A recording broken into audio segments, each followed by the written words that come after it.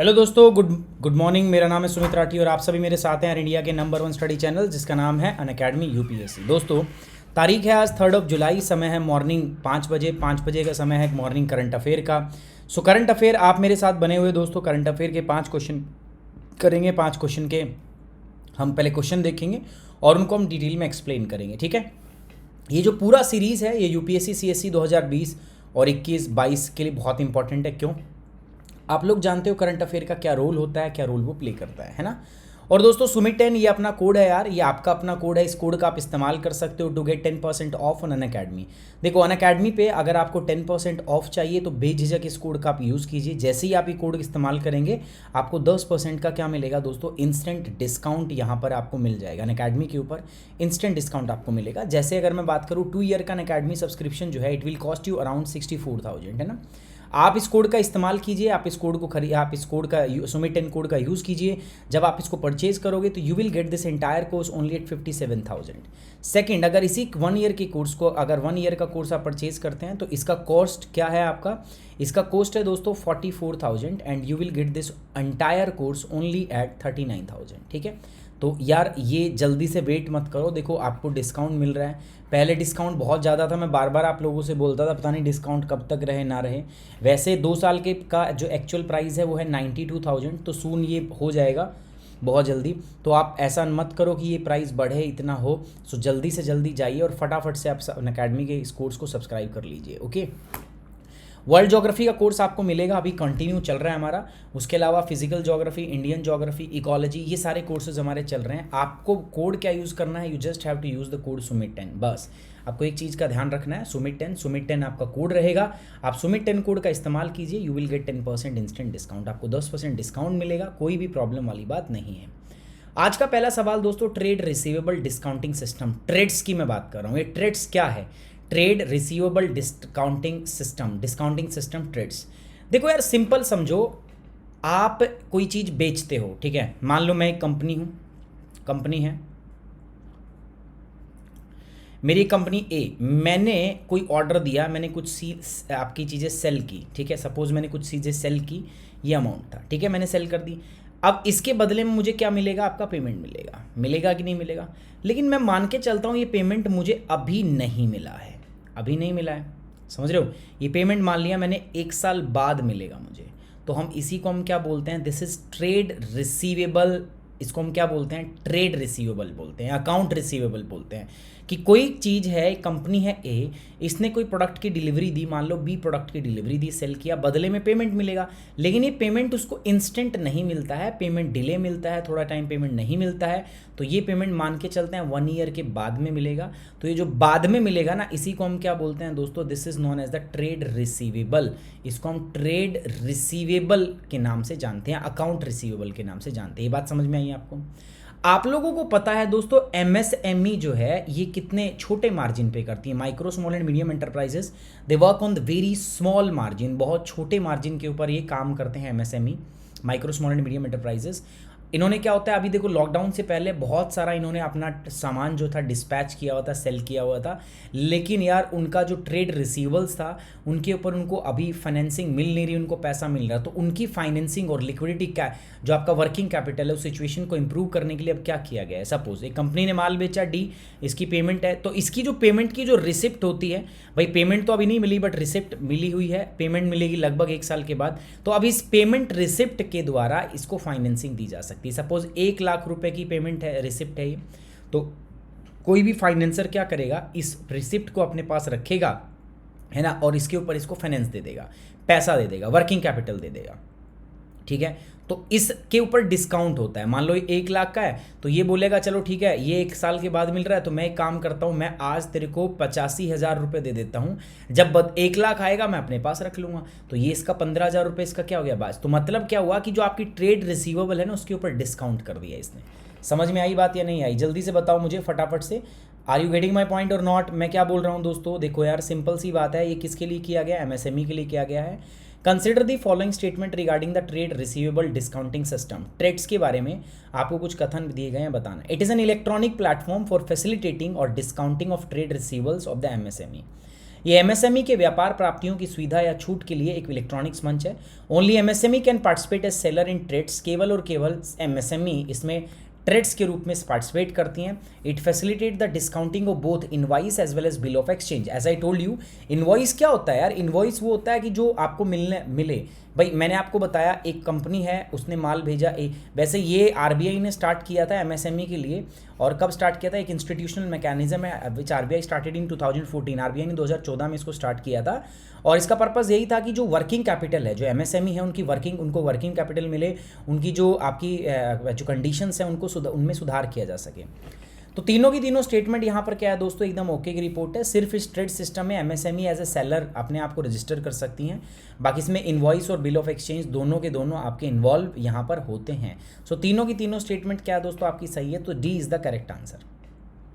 अभी सिडबी ने स्वावलंबन क्राइसिस रिस्पॉन्स फंड जो है वो सेटअप किया है to support free onboarding of MSME, तक जिसमें फ्री ऑनबोर्डिंग की जा सकती है किसकी दोस्तों? आपका एमएसएमई की ऑन ट्रेड सिस्टम के ऊपर। TReDS platforms help MSME gain access to the working capital through the invoice discounting via multiple financiers. TReDS platform MSME को कई फाइनेंसरों के माध्यम से चालान छूट के माध्यम से कार्यशील पूंजी पहुंचाने में मदद करता है। मैंने आपको बताया ना, एमएसएमई ने सपोज क्या किया, आपका यहाँ पर माल सेल किया है ना। अब इनको कुछ मिलने था, इनको पेमेंट मिलनी थी, ये पेमेंट मिली नहीं, तो अभी इनके पास सिर्फ इसकी रिसिप्ट है ना।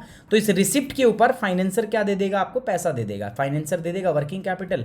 मैंने बताया ना आपको, मान लो 1 लाख रुपए का है, तो ये बोलेगा ठीक है 1 लाख रुपए का 85,000 रुपये ले ले भाई, 1 लाख आएंगे हम अपने रख लेंगे। तो इसको डिस्काउंट कर दिया ना भाई, 1 लाख की चीज़ को 85,000 रुपये डिस्काउंट में दे रहा है। सो इसलिए इसको बोलते हैं वर्किंग कैपिटल डिस्काउंट सिस्टम। ठीक है।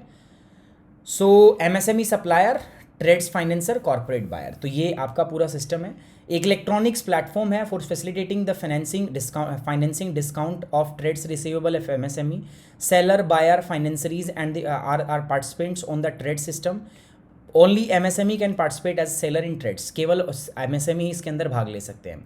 Corporate, government department, PSUs and the other entity can participate as buyer in trades. तो ये सारे भी आपका खरीदार के रूप में कॉर्पोरेट्स, सरकारी विभाग, सार्वजनिक उपक्रम और कई अन्य संस्था जो इसमें भाग ले सकती है। बैंक हो गया, एनबीएफसी हो गया, they are permitted by the RBI can participate as financiers in the TReDS. Bank, NBFCs, they are permitted by the RBI. RBI के द्वारा इनको अनुमति दी गई है कि ये फाइनेंसर के रूप में काम कर सकती है। किसमें? ट्रेड में। सेलर एक ही रहेगा एमएसएमई, बट सेलर आपका फाइनेंसर के रूप में बैंक भी हो सकता है, नॉन बैंकिंग फाइनेंशियल कंपनी भी परमिट की जा सकती है। It facilitate the discounting of both invoice as well as bill of exchange. दोनों की दोनों चीज़ें जो है वहाँ पर फाइनेंस की सुविधाएं उपलब्ध है। अभी आप लोगों को पता है दोस्तों 59 चाइनीज़ ऐप जो है वो इंडियन गवर्नमेंट ने बैन कर दी है। तो उससे संबंधित ये सवाल है, एक बार जल्दी से पढ़ेंगे फिर इसके स्टेटमेंट को सोल्व करते हैं।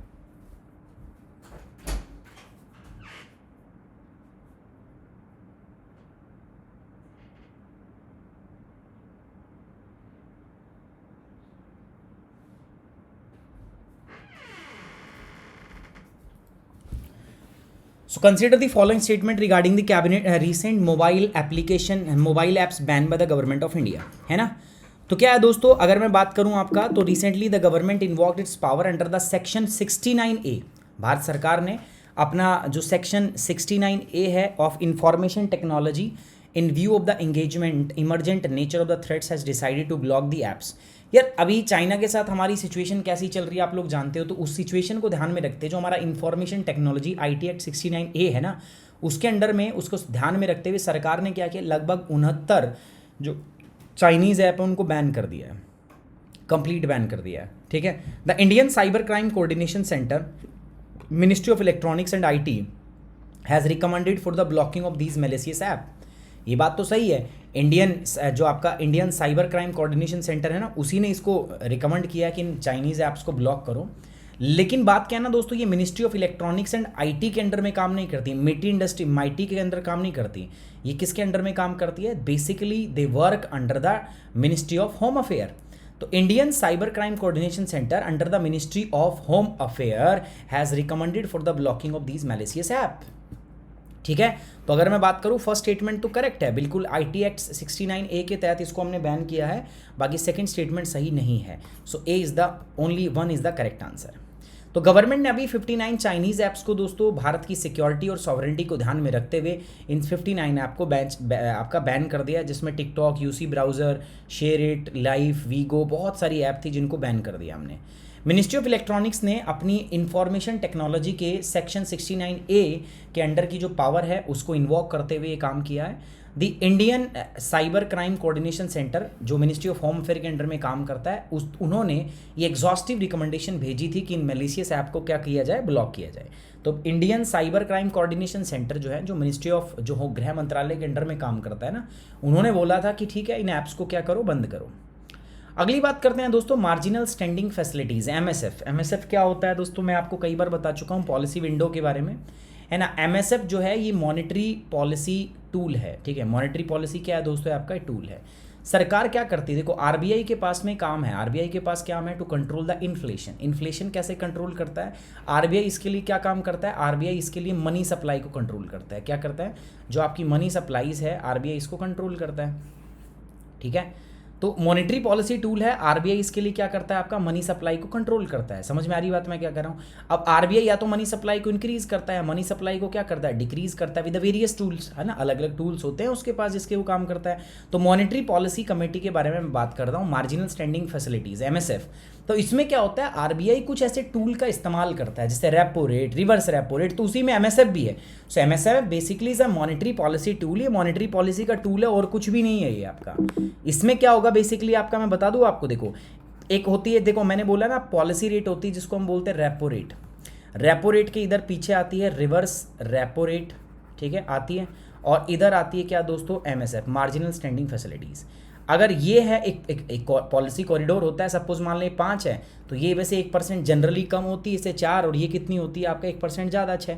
लेकिन ये जो है अलग अलग सरकार चेंज, जनरली ऐसा होता है, पॉलिसी कॉरिडोर बोलते हैं इसको। तो ये ऑलवेज रेपो रेट से क्या होती है दोस्तों, ज़्यादा। एमएसएफ जो होता है, एमएसएफ मार्जिनल स्टैंडिंग फैसिलिटीज़ क्या होती है दोस्तों आपका, ये हाइयर साइड में होती है रेपो रेट। एमएसएफ के तहत आप ओवरनाइट बोरोइंग करते हो। ओवरनाइट बोरोइंग क्या क्या क्या मतलब है, जितना भी आपका net demand and time liability है, एनडीटीएल जो है ना, उसका आप 1% ओवरनाइट के लिए क्या कर सकते हो, बोरो कर सकते हो थ्रू दिस रूट। तो उसके ऊपर एमएसएफ लगता है, मार्जिनल स्टैंडिंग फैसिलिटी। चलो कोई बात नहीं, इतना मुश्किल नहीं है, ठीक है। आपको आई होप सही पहले आपने इकोनॉमिक्स में पढ़ा होगा। Consider the following statement regarding the marginal standing facilities, MSF. MSF के बारे में निम्नलिखित कथनों पर विचार करो। पहली बात है, generally fixed over the repo rate, ये आमतौर पर रेपो रेट से ऊपर फिक्स होती है। Increase in the MSF increase the money supply, काहे कि भैया अगर एमएसएफ को आप इंक्रीज करोगे, 6 हो गया, 7 हो गया, 8 हो गया, 9, तो उतना ही लोन महंगा हो रहा है ना। लोन महंगा होगा तो कोई लेगा नहीं, और लोन लेगा नहीं तो कोई मनी सप्लाई तो डिक्रीज होगा ना। तो सेकंड स्टेटमेंट क्या हो गया, गलत हो गया। फर्स्ट स्टेटमेंट ओके की रिपोर्ट है, फर्स्ट स्टेटमेंट करेक्ट है, सेकंड स्टेटमेंट सही नहीं है, ठीक है।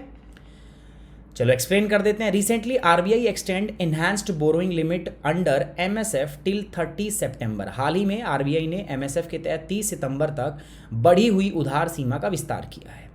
It is a special window for commercial bank to borrow overnight fund from the RBI against the approved government security. मैंने आपको बताया ना, ओवरनाइट बोरोइंग मतलब रात रात के लिए, भाई कल पैसा चाहिए मुझे, तो कमर्शियल बैंक को जब भी इसके लिए पैसा चाहिए होता है तो ओवरनाइट बोरोइंग वो एमएसएफ के ऊपर ही करते हैं। ये एलएएफ है, liquidity adjustment facilities, MSF marginal standing facilities. Minimum bidding amount है 5 करोड़, इसमें 1 करोड़, ये पूरा का पूरा सिस्टम आप एक बार पढ़ लेना। Bank can borrow up to the 2% of its NDTL. MSF lending rate is always R plus, R का मतलब है repo rate plus 1%। Repo rate की क्या होता है, 1% होता है, ठीक है। तो ये थोड़ा सा एक बार पढ़ लेना, डिटेल के अंदर है। It refers to the penal rate at which the bank can borrow money over and above the available to them through the LAF window. MSF being penal rate is provided fixed above the repo rate, repo rate से ऊपर होती है। भाई एक तो normal आप LAF liquidity adjustment facilities के तहत आप क्या करते हो, आप जो है आरबीआई से उधार लेते हो, ठीक है। All clients of RBI is eligible to bid. Bank cannot sell government securities to the RBI. That is the part of the bank SLR quota. But इसके अंदर आप SLR कोटा से भी रख सकते हो, ठीक है। बैंक कैन सेल, इसमें है bank can not sell, but इसमें बैंक कैन सेल। तो एमएसएफ के लिए आप SLR कोटा की सिक्योरिटी को भी यूज़ कर सकते हो, ठीक है। इसके लिए रेपो रेट क्या होती है, reverse repo rate R, but इसके लिए रिवर्स रेपो रेट R+1 होती है। MSF is presently aligned with the bank rate. Bank rate और एमएसएफ आज के टाइम पे एक ही है। जब एमएसएफ इंक्रीज करोगे ना तो उससे आपका क्या होगा, बोरोइंग कॉस्ट इंक्रीज हो जाती है। मैं आपको पहले ही बता दिया, मनी सप्लाई क्या हो जाएगी, रिड्यूस हो जाएगी इन द इकॉनमी। अगला है दोस्तों नेशनल स्टैटिस्टिक डे। आप जानते हैं ना प्रोफेसर पीसी महल नोबिस के नाम पे महल नोबिस मॉडल होता है, तो पीसी महल नोबिस के नाम पे हम नेशनल स्टैटिस्टिक डे जो है वो सेलिब्रेट करते हैं। इनके कंट्रीब्यूशन को ध्यान में रखते हुए कि इन्होंने कितना कंट्रीब्यूट किया है, तो हम नेशनल स्टैटिस्टिकल डे जो है वो मनाते हैं। Consider the following statement about the statistic day 2020। It is celebrated every year on the birth anniversary of Professor P.C. Mahalanobis in recognition of his valuable contribution in establishing the National Statistical System. पहला, the theme of the Statistic Day 2020 is Sustainable Development Goal SDG। दोनों की दोनों बात सही है दोस्तों। तो जो प्रोफेसर महल नोबिस है, पीसी महल नोबिस, उनके रिकॉग्निशन के रूप में हम इस डे को सेलिब्रेट करते हैं, नेशनल स्टैटिस्टिकल सिस्टम जो उन्होंने दिया contribution. The theme for statistic day 2020 is sustainable development goal, SDG इसका गोल है। तो बिल्कुल सही बात है, दोनों की दोनों स्टेटमेंट क्या सही है, correct. So both 1 and 2 statements are correct. The government has been celebrating the Statistic Day to popularize the use of statistics in everyday life and sensitize public on how statistics help shaping and framing policies for the welfare of the people। सरकार जो है ना वो celebrate कर रही है, statistic day celebrate कर रही है। किस चीज़ को पॉपुलराइज करने की, देखो स्टैटिस्टिक मतलब सांख्यिकी, डेटा बहुत इंपॉर्टेंट होता है। सरकार पॉलिसी बनाने के लिए डेटा का इस्तेमाल नहीं करती है क्या? तो अगर सरकार के पास डेटा ही नहीं होगा तो सोचो पॉलिसी कैसे अच्छी बनेगी। सो डेटा बहुत इंपॉर्टेंट है, और डेटा को तो आज के ज़माने का हम न्यू गोल्ड भी बोलते हैं ना, data is the new gold. So it is celebrated every year on the birth anniversary of the PC Mahalanobis. 29 जून इसको हम सेलिब्रेट करते हैं दोस्तों as a national statistical system के रूप में। इस साल का जो आपका हुआ था ये नेशनल स्टैटिस्टिक डे, इसको वीडियो कॉन्फ्रेंस के द्वारा बनाया गया था, क्योंकि और कुछ हो ही नहीं सकता, आप कोरोना के चक्कर में आप समझ ही रहे हो। The theme of statistic day 2020 was sustainable development goal SDG3, ensure healthy lives and promote well-being for all at the age all at ages, and SDG 5 achieve gender equality and empower all women and the girls। अगला है दोस्तों PARC, scheme for promotion of academic and research collaboration. Scheme for promotion of academic and research collaboration is an initiative of, किसका initiative है दोस्तों? सो it is initiative of ministry of human resource and development, इनका initiative है।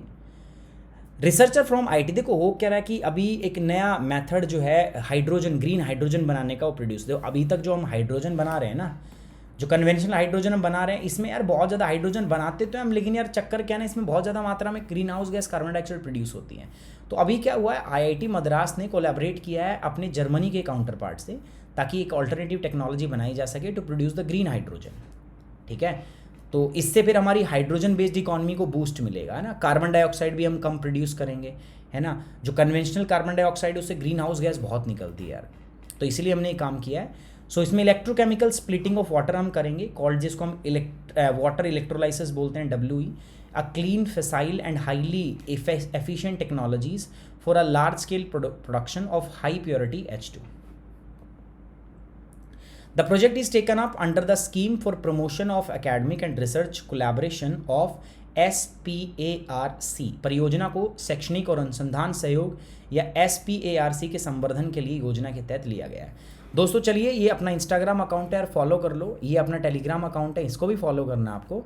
और ये क्या है दोस्तों, अपना फेसबुक अकाउंट है, इसको भी आपको फॉलो करना है। बाकी जिन बच्चे को यार अनअकैडमी पे मेरे साथ जुड़ना है वो यहाँ पर मेरे साथ कनेक्ट हो सकते हैं, sumitrathi3@gmail.com और sumit.kumar@wifi study। आपको सिर्फ क्या करना है, आपको मुझे मेल करना है अनअकैडमी सब्सक्रिप्शन, सब्जेक्ट में लिखना है अनअकैडमी सब्सक्रिप्शन, मेरे को मेल कर दो। कोई भी डाउट होगा मैं आपसे पर्सनली बात करके आपके डाउट को रिजॉल्व करूँगा। ये PDF के लिए दोस्तों, देखो आप अगर चाहते हैं मेरे से कनेक्ट होना, मेरी सारी क्लासेस की तुरंत अपडेट लेना, तो आप इस चैनल को फॉलो करेंगे, सारी PDFs मिलेंगी आपको, प्लस पूरा अपडेट भी यहाँ पर दे दिया जाएगा। जो बच्चा मेरे से जुड़ना चाहता है यार, वो अनअकैडमी की लर्निंग ऐप डाउनलोड कर लो। उसके बाद गोल में जाके आप सेलेक्ट करोगे UPSC CSE, उसके बाद जाएंगे आप गेट सब्सक्रिप्शन के बाद में 24 मंथ 2 ईयर का सब्सक्रिप्शन जो है it will cost you around 64,000, है ना। 64,000 रुपये का मिलेगा। आप you can get this entire course eight 57,000, 57,000 रुपये में इसको परचेज कर सकते हो। 1 ईयर का जो कोर्स है it will also cost you around 44,000, है ना। आप इस कोर्स को कितने में परचेज कर सकते हो? You can purchase this entire course eight 39,000। But code याद रखना दोस्तों, कोड अपना क्या है? सुमित 10। सुमित 10 यूज़ करोगे आपको डिस्काउंट मिलेगा। चलिए, on this note we are ending the today's class. Thank you very much, take care, bye bye, जय हिंद। और सुनो यार, आज अपनी क्लास भी है 3 बजे अपन क्लास रखने वाले हैं। आज आपका टेस्ट होगा हमारा 3 बजे, तो stay tune, stay connected. Okay, take care, bye bye, जय हिंद।